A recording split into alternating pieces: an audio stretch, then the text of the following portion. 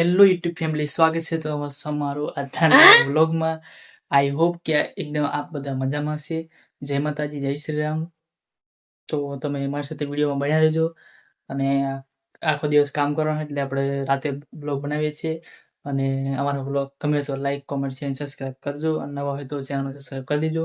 અને આનાથી પણ સારા બ્લોગ લાવશો તો અમારી સાથે વિડીયોમાં બન્યા રહો. તમને અમે બતાવીશું. તો વિડીયોમાં બન્યા રહો. તો રાતના વાગે છે 9 એટલે છે ને જાનવી સૂઈ ગઈ છે. અને આ છે જાનવીના મમ્મી. અને અમે એમેઝોનમાંથી આ શું છે બધા સ્ટેટ મશીન એને શું કરવાના હતી? વાળ સીધા કરવા. એમ તો તમે વિડીયોમાં બન્યા રહેજો.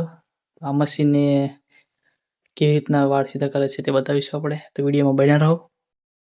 મોર્નિંગમાં છે ને જ્યુસ પીવા માટે બનાવીએ છીએ. તો એક કેળું, ચના ને આવું બધું કંઈક છે. આવી રીતના મેં જ્યુસ બનાવ્યું. અને પછી સવારમાં પીવાના માટે બધું દળીને નાખવાનું પછી જ્યુસ બનાવ્યું છે. તો આપણો જ્યુસ બનાવવા માટે બધું દળ નાખ્યું છે. હવે કેળું નાખવાનું છે ને દૂધ નાખવાનું બાકી છે. તો ફાઇનલી મિત્રો આપણું છે ને જ્યુસ બનીને તૈયાર થઈ ગયું છે. મિત્રો આપણો જ્યુસ બની ગયો છે અને હવે મૂકી દઈએ. સવારે પીવાનો છે તો ફ્રીજમાં મૂકી દઈએ આપણે, એટલે અમારે પીવા થાય ને.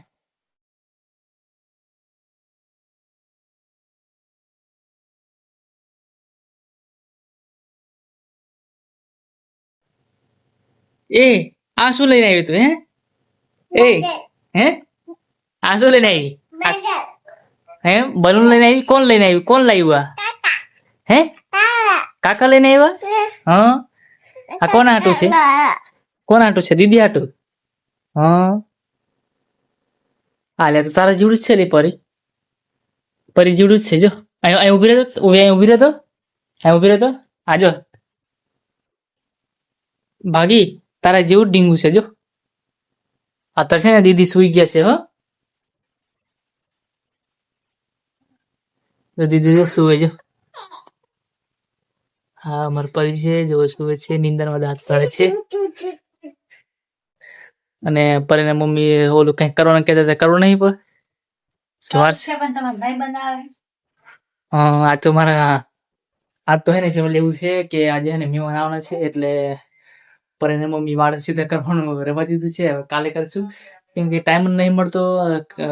આખો દિવસ કામ કરવાનું થઈ અને પછી રાતે આપણે બ્લોગ બનાવીએ છીએ. અને અમારા બ્લોગ ગમે તો સબસ્ક્રાઈબ કરી દેજો. અને તો અમારી સાથે વિડીયોમાં બન્યા રહો.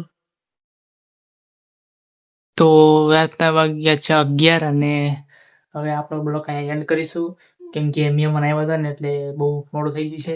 તો અમારા બ્લોગ ગમે તો લાઈક, કોમેન્ટ, શેર, સબસ્ક્રાઈબ કરી દેજો. અને ચેનલને સબસ્ક્રાઈબ કરવાનું ભૂલતા નહીં. અને આનાથી પણ સારા બ્લોગ લાવશું તો ચેનલને સબસ્ક્રાઈબ કરી દેજો.